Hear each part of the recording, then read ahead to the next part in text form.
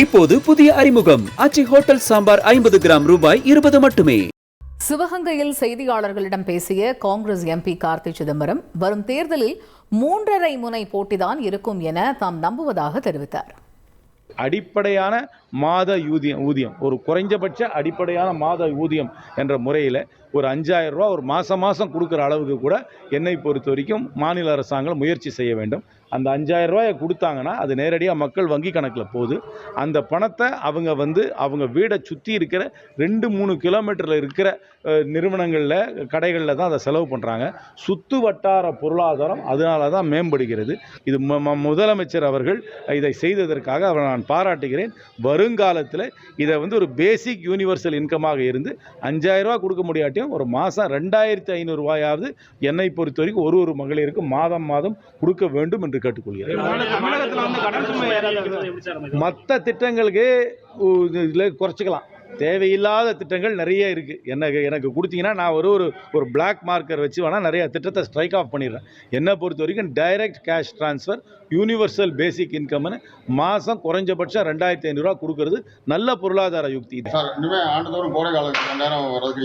இல்லை, நான் மாதம் 2500 கொடுக்கணும்னு சொல்கிறேன்.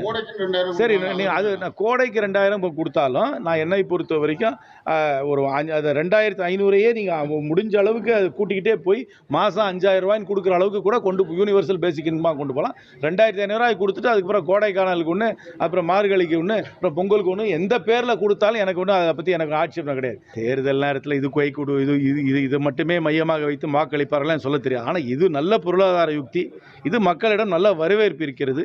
அந்த வரவேற்பை ஆதரவாக மாறி வாக்குகளாக மாறி வெற்றியாகவும் மாறுறதுக்கு வாய்ப்பு இருக்கு.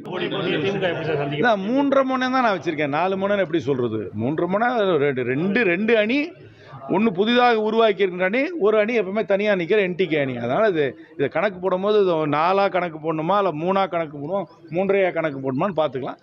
ஆனால் இந்தியா கூட்டணி ஒற்றுமையாக இருந்தால் முழுமையான வெற்றி கண்டிப்பாக வரும் என்று முழுமையாக நம்புகிறேன். ஒத்துமையாக இருக்குமா சார்? ஒத்துமையாக இருக்கும். ஒத்துமையாக தேர்தலை சந்திப்போம். முழுமையான வெற்றி வரும்.